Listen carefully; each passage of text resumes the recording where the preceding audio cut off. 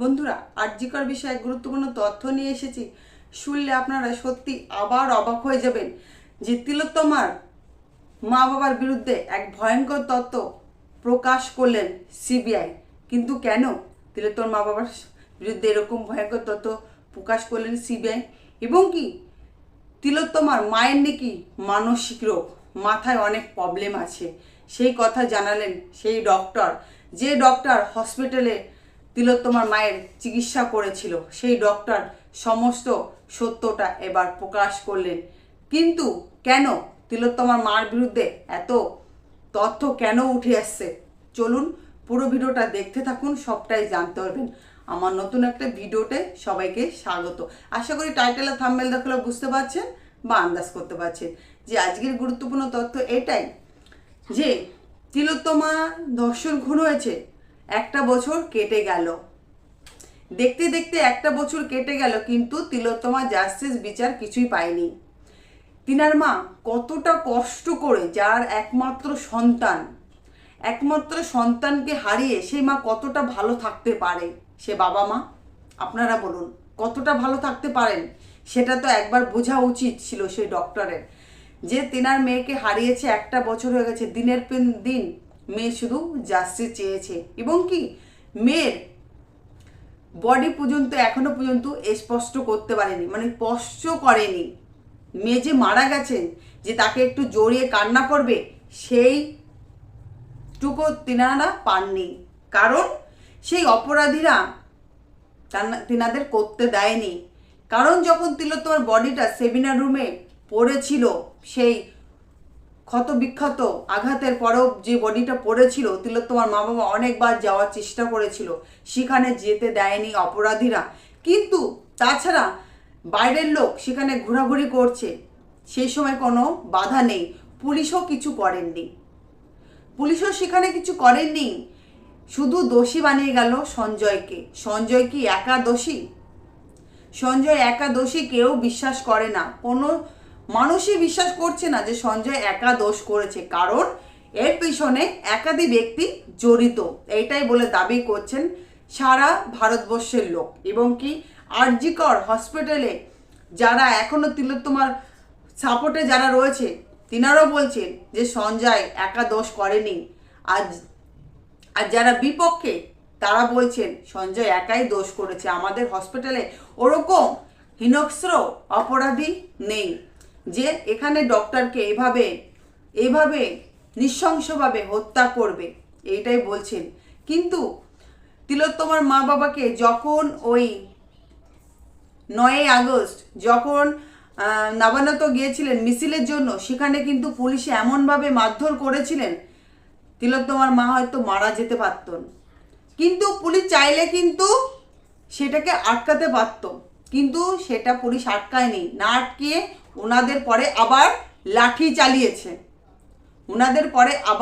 চালিয়েছে, ওনাদের মারার চেষ্টা করেছে। কারণ ডক্টরের কাছে যখন নার্সিংহোমে ভর্তি করা হলো, তখন সেই ডক্টর জানিয়েছেন তেনার নাকি মানসিক রোগ আছে। এদিকে তিলোত্তমার বাবা আগেই বলেছেন যে আমাকে যে পেপারে সাইন করিয়েছিল, সেই পেপারে ছিল অন্য কিছু লেখা ছিল, আর এখন যে পেপার আমাদের দিয়েছে সেখানে ভুল লেখা রয়েছে। মানে তাহলে বোঝা যাচ্ছে, এই যে বলেছিলেন যে আমাদের পেপারগুলো, মেডিকেল পেপারগুলো সব লুপাট করেছে, মানে প্রমাণ লুপাট করেছে। হয়তো তিলোত্তমার মা বাবাকে পাগল প্রমাণ করার চেষ্টা করছে এই ডক্টর। কারণ সবাই তো রাজ্য সরকারের সঙ্গে সেটিং হয়ে গেছে, সবাই তো টাকা খেয়ে ওই দিকেই চলে গেছে, আর কি করা যাবে।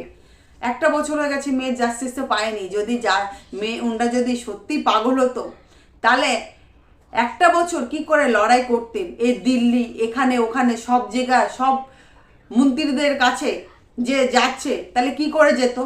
সেটা কি যাওয়া সম্ভব ছিল? কখনোই না। কারণ তিনারা মানসিক প্রবলেম নেই, ওনাদের মাথায় কোনো প্রবলেম নেই। এটা ওনাদের বলে চালানো হচ্ছে যে ওনাদের মানসিক প্রবলেম হয়েছে, এই কথাটাই কিন্তু বলে চালানোর চেষ্টা করছে। ডক্টর বা কেন বলছে সেটা শুধু ডক্টরই জানে। এর থেকে বোঝা যায় যে ডক্টরও সিবিআইয়ের মতন টাকা খেয়েছে। এবং এই যে সিবিআই যে তিলোত্তমার বাবার বিরুদ্ধে, মা বাবার বিরুদ্ধে যে কথাটা বললেন, তিনি বললেন যে যেদিন লাঠি চালানো হয়েছিল তিলোত্তমার মা বাবাকে, সেদিন চাইলে কিন্তু সিবিআই যখন গেছিল ওনাদের আটকাতে, তখন পাবলিক সিবিআইকে কিন্তু ঝাঁটাপিটা করতে চেয়েছিলেন এবং কি কয়জনকে ঝাঁটাও পিটিয়েছিল। সেই কারণে কিন্তু সিবিআই তার নেক্সট দিন মানে 9ই আগস্ট ওই দিন সিবিআই যেতে ভয় পেয়েছে, মানে সাহস পায়নি। কারণ যদি যেত তাহলে হয়তো পুলিশদের আটকাতে পারতো, তাহলে আর এরকম আঘাত পেতে হতো না তিলোত্তমার মা বাবার, আর ওনাদের শরীরে এত ক্ষত বিক্ষত চিহ্ন থাকতো না। যদি এই যে ওনারা তো বলছেন, তিলোত্তমার বাবা চিৎকার করে এখনো বলছেন যে সিবিআই টাকা খেয়ে কেসটাকে গাফিলতি দিয়েছে। সিবিআই তো সরকারের কাছ থেকে টাকা খেয়েছে, রাজনীতির সঙ্গে সূত্রযোগ সব কিছুর থেকে সিবিআই রয়েছে। সিবিআই বলছেন যে আমরা যদি টাকাই খেয়ে থাকি তাহলে সেটা কোর্টে প্রমাণ করুক যে আমরা টাকা খেয়েছি, আমরা রাজ্য সরকারের সঙ্গে সেটিং রয়েছি, রাজনীতির সঙ্গে যুক্ত রয়েছি, সেটা প্রমাণ করে দেখাক। আমাদের বিরুদ্ধে কেন বাজে কথা ওনারা সারা জায়গায় লটিয়ে বেড়াচ্ছেন? কারণ ওনাদের একটাই দাবি, আমরা একটা বছরে কোনো প্রমাণ তথ্য আমরা জোগাড় করতে পারিনি, এটাই বলে দাবি করছেন। কারণ আমরা প্রমাণ তো কিছুই পাইনি, তা কি করে জোগাড় করব? এদিকে আবার একের পর এক কিন্তু প্রমাণ উঠে এসেছে, আদালতে পেশ করা হয়েছে, তারপরেও বলছে প্রমাণ জোগাড় করতে পারেনি। সন্দীপ ঘোষের এত দুর্নীতি, সন্দীপ ঘোষ যে 2 নম্বর যে ব্যবসা করত, রাজনীতি দুর্নীতি, এই যে মোটা অঙ্কের টাকাগুলো প্রত্যেকটা অ্যাকাউন্টে যে ট্রান্সফার হতো, সেটার প্রমাণও কিন্তু সিবিআই পেয়েছিল। সিবিআই কি চাইলে কিন্তু দিতে পারতেন, কোর্টে দিতে পারতেন। এই কথাটা তিলোত্তমা বাবা বললেন যে উনটা চাইলে কিন্তু দিতে পারতেন, দেননি। তারপরে আবার আমাদের বলছেন যে আমরা নাকি ওনাদের বাধ্য করেছি এই কেসটা থেকে সরে যেতে। সেটা কি কখনো সম্ভব? আমি তো চাই আমার মেয়ে জাস্টিস হোক, কারণ আমার একমাত্র সন্তান, আমার সন্তানকে হারিয়ে সত্যি আমরা খুবই অসহায় পড়েছি। মনে হয় কি আমাদের বুকের একটা পাঁজর আমাদের শরীর থেকে নেই, পড়ে গেছে। সেখানে কি করে একটা মা বাবা ঠিক থাকতে পারে? জানি না অন্য মা বাবা থাকলে কি করতো, কিন্তু আমরা এই জায়গায় দাঁড়িয়ে আমার মেয়েকে অনেক কষ্ট করে আমরা মানুষ করেছি। আমি সাধারণ একজন মধ্যবিত্ত মানুষ, আমার মেয়েকে অনেক কষ্ট করে পড়াশোনা করেছিলাম, আর আমার মেয়ের খুব স্বপ্ন ছিল ডক্টর হওয়ার, কিন্তু আমাদের ইচ্ছা ছিল না, মেয়ের ইচ্ছাতে আমাদের ইচ্ছা ছিল, সেটাও আমাদের কাছ থেকে কেড়ে নিল। আমার মেয়ের সঙ্গে সব সমস্ত সুখ দুঃখ সব কেড়ে নিল আমার মেয়ের কাছ থেকে, আর তার সঙ্গে আমাদের সন্তানটাকেও কেড়ে নিয়েছে। যার সন্তান হারায় সেই বোঝে যে কতটা কষ্ট। তারপরেও বলছে যে আমরা নাকি কিছুই করিনি, আমরা নাকি কোনো প্রমাণ তথ্য দিতেই পারিনি।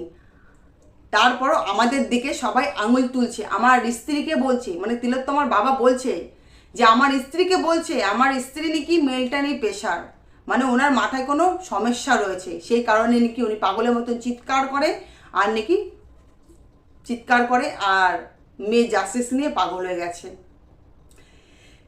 এইটা যদি হয়েও থাকে তাহলে তেনার মেয়ের জন্য হয়েছে, এটা এখনো প্রমাণ হয়নি যে উনি মানসিক রোগে ভুগছেন। এটা কি প্রমাণ হয়েছে? আবার কেউ ওনাদের দিকে আঙুল তুলেছেন যে আপনারা রাজনীতিতে যোগ দিয়েছেন, রাজনীতিতে যোগ দিয়ে আপনারা এই কেসটাকে ঘোরানোর চেষ্টা করছেন। ওনারা তো চাইবেন, কারণ ওনার মেয়ে জাস্টিস যেখানে পাবে সেখানেই ওনারা ঝাঁপিয়ে পড়বেন, আর আসল অপরাধীর তো খুব শীঘ্রই ধরা পড়বে। কারণ একটা বছর কেটে গেছে, অপরাধীরা যতই ভাবুক যে আমরা অপরাধ করিনি, আমরা বেঁচে আছি, আর দোষ্ট করেছে সঞ্জয়, সেটা কখনোই হবে না। সঞ্জয়ও কিন্তু জেলের মধ্যে বসে এক এক ধরনের কথা কিন্তু সে বলেই যাচ্ছে। আর তিলোত্তমার মা বাবা যতদিন না মেয়ের জাস্টিস আদায় করছে আদালত থেকে, ততদিন ওনাদের লড়াই কমবে না। ওনারা যতদিন ওনাদের শরীরে রক্তবিন্দু রয়েছে, ওনারা বলেছে আমরা এই লড়াইটাকে চালিয়েই যাব, এই লড়াই আমরা থামবো না। সিবিআই যতই সেটিং হোক, যতই পয়সা খাক, আমাদের দেখে লাভ নেই, আমরা জাস্টিস ছিনেই আনবো। আর আসল অপরাধীরা ওই আরজিকর হসপিটালেই লুকিয়ে রয়েছে, ওখান থেকেই টেনে হিসড়ে আনা হবে। তাহলে আজকের ভিডিওটা এই পর্যন্ত। ভিডিওটা যদি ভালো লাগে থাকে অবশ্যই চ্যানেলটিকে সাবস্ক্রাইব করে আমার ভিডিওটা একটা লাইক করে আমার পাশে থাকবেন। সবাই একসঙ্গে বলবেন উই ওয়ান্ট জাস্টিস, আমরা তিলোত্তমার বিচার চাই।